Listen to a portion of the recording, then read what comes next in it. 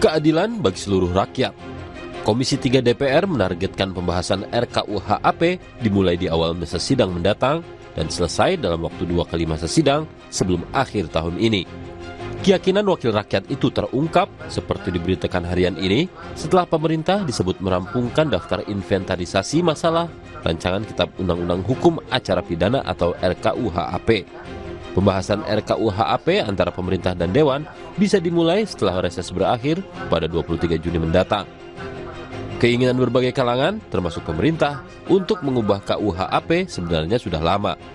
Aturan acara pidana yang berlaku hari ini mengacu Undang-Undang Nomor 8 Tahun 1981 tentang Hukum Acara Pidana. UU itu berusia lebih dari 43 tahun dan masyarakat pastilah sudah sangat berubah. Sebelumnya, revisi KUHP ingin dibarengkan dengan perubahan terhadap UU Nomor 1 Tahun 1946 tentang Peraturan Tentang Hukum Pidana atau KUHP yang antara lain diperbarui dengan UU Nomor 1 Tahun 1960. Namun, KUHP yang saat ini berlaku sudah baru, yakni UU Nomor 1 Tahun 2023. Setelah berwacana tentang perubahan KUHP yang amat lama, akhirnya proses politik antara pemerintah dan DPR terasa cepat saat membahas dan merampungkan KUHP. Publik terhenyak. Perubahan KUHP pun memunculkan beragam pendapat di masyarakat seperti saat perubahan KUHP. Namun, kali ini tak segaduh pembahasan hukum material sebab KUHP adalah hukum formil untuk melaksanakan KUHP. Waktu berdialog dengan publik juga memadai dan terbuka.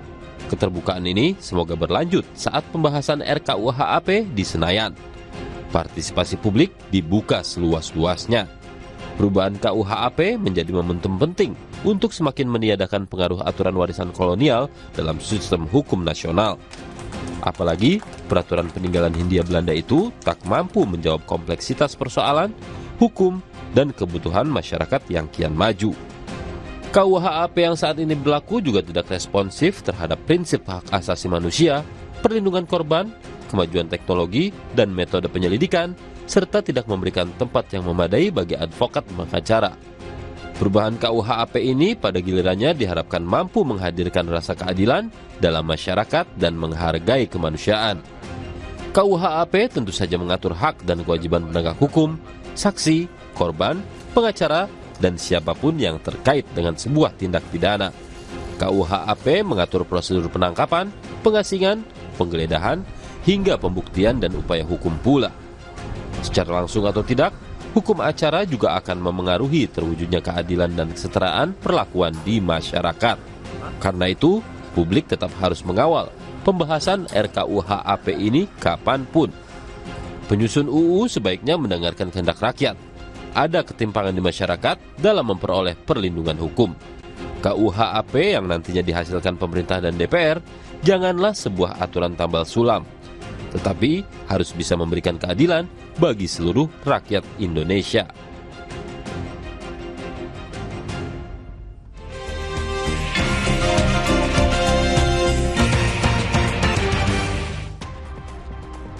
Saudara, kami ajak Anda untuk melihat informasi apa saja di harian Kompas 20 Juni 2025. Kita lihat ada foto berita di halaman muka ini terkait dengan foto Presiden Republik Indonesia Prabowo Subianto bertemu dengan Presiden Rusia Vladimir Putin di Istana Konstantinovansky di Saint Petersburg, Rusia pada Kamis kemarin. Pertemuan yang berlangsung hangat dan bersahabat ini di tengah kedua negara memperingati 75 tahun hubungan diplomatik Indonesia-Rusia untuk memperkuat kerjasama yang saling menguntungkan. Foto berita ini juga dilengkapi dengan artikel di bagian sebelah kiri. Bertemu Putin, Presiden, relasi RI-Rusia meningkat. Kita lihat juga bagaimana Presiden Prabowo Subianto bertemu dengan Presiden Rusia Vladimir Putin kemarin. Dan dalam pertemuan ini Presiden Prabowo mengungkapkan bahwa hubungan Indonesia dengan Rusia akhir-akhir ini semakin meningkat. Hal ini juga ya selain karena Indonesia dan Rusia berada dalam organisasi kerjasama ekonomi yang sama yakni BRICS, pejabat senior Rusia pun semakin intens datang ke Indonesia. Wakil Perdana Menteri Rusia Denis Firmanturov misalnya sudah 2 kali datang ke Jakarta. Sementara itu, Menteri Luar Negeri Sugiono sudah 3 kali berkunjung ke Rusia dalam waktu kurang dari setahun. Banyak kemajuan di berbagai bidang, hubungan ekonomi kita membaik, kerjasama di banyak bidang, dan perjanjian-perjanjian. Kita ikut serta dalam Eurasian Free Trade Area berjalan, maksud kami Eurasian Free Trade Area berjalan dengan sangat baik, kata Prabowo Subianto. Ini menjadi sorotan juga bagaimana keakraban Prabowo Subianto dan Vladimir Putin yang direkam oleh media. Kita bergeser ke sebelah kanan. Judul besar yang diangkat harian Kompas hari ini terkait dengan konflik Israel dan Iran. Konflik memanas, WNI dievakuasi. Serangan Israel ke Iran terus meluas ke berbagai fasilitas sipil keselamatan. Sebanyak 380 WNI di Iran terancam. Presiden Prabowo Subianto memerintahkan mereka dievakuasi. Sebanyak 380 warga negara Indonesia yang ada di Iran harus segera dievakuasi akibat konflik Iran-Israel. Kedutaan Besar Republik Indonesia di Teheran kini dalam status siaga 1. Dalam pernyataan dari Moskwa, Rusia, Menteri Luar Negeri Sugiono mengatakan Presiden Prabowo Subianto menilai situasi sudah dalam status siaga 1. Oleh karena itu, evakuasi harus dilakukan. Perkembangan situasi yang terjadi saat ini, ada sekitar 380 warga negara Indonesia di Iran. Teheran dan kota lainnya dalam posisi tidak baik atau terancam.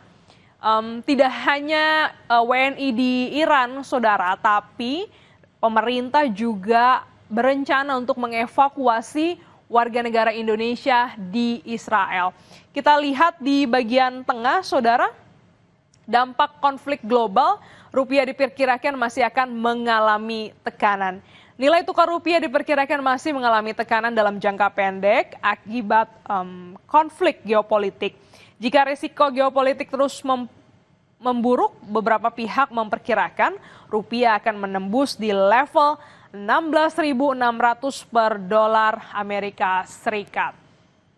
Kita lihat lagi di bagian bawah juga ada foto berita terkait dengan pembukaan Jakarta Fair 2025. Pengunjung menyaksikan pertunjukan pesta kembang api di mana ini kemarin baru dibuka oleh Gubernur Jakarta Pramono Anung. Nah, ini bisa menjadi pilihan buat Anda, saudara, ya, di akhir pekan ini untuk berbelanja mungkin kebutuhan anak sekolah atau elektronik atau lainnya. Nah, ini bisa memanfaatkan momentum Jakarta Fair yang berlangsung nanti hingga bulan Juli.